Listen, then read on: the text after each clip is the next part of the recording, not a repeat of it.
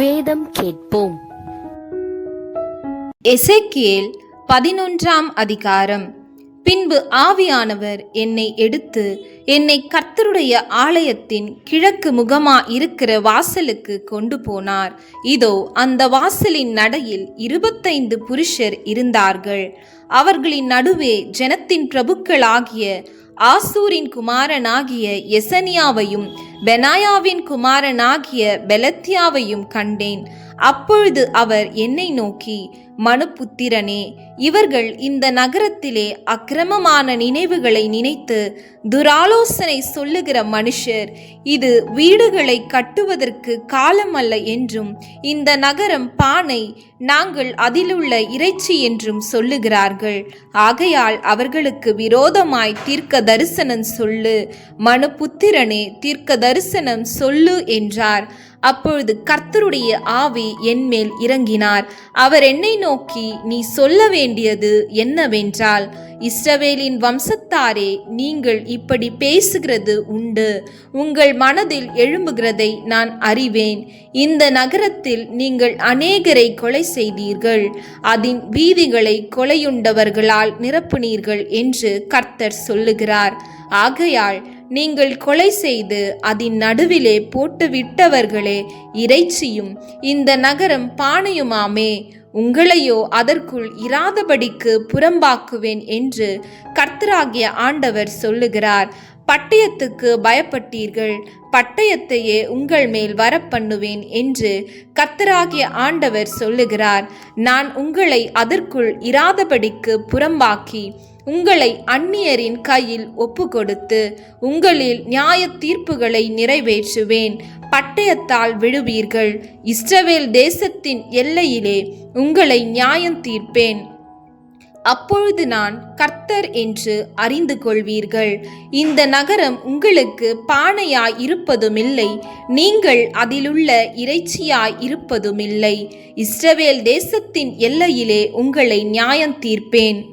என் கட்டளைகளின்படி நடவாமலும் என் நியாயங்களின்படி செய்யாமலும் உங்களை சுற்றிலும் இருக்கிற பிற ஜாதிகளுடைய முறைமைகளின்படி செய்த நீங்கள் அப்பொழுது நான் கர்த்தர் என்று அறிந்து கொள்வீர்கள் என்று சொல் என்றார். நான் இப்படி தீர்க்க தரிசனம் சொல்லுகையில் பெனாயாவின் குமாரனாகிய பெலத்தியா செத்தான்.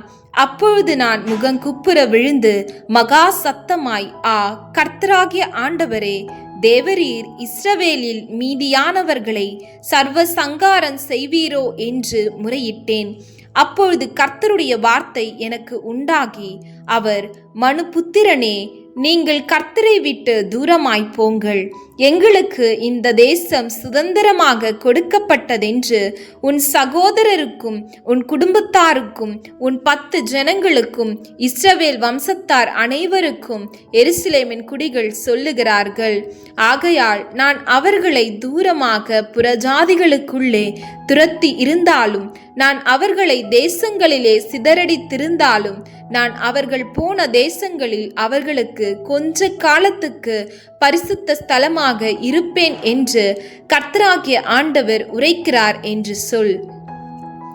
ஆதலால் நான் உங்களை ஜனங்களிடத்திலிருந்து சேர்த்து நீங்கள் சிதறடிக்கப்பட்ட தேசங்களிலிருந்து உங்களை கூட்டிக் கொண்டு இஸ்ரவேல் தேசத்தை உங்களுக்கு கொடுப்பேன் என்று கர்த்தராகிய ஆண்டவர் உரைக்கிறார் என்று சொல்லு.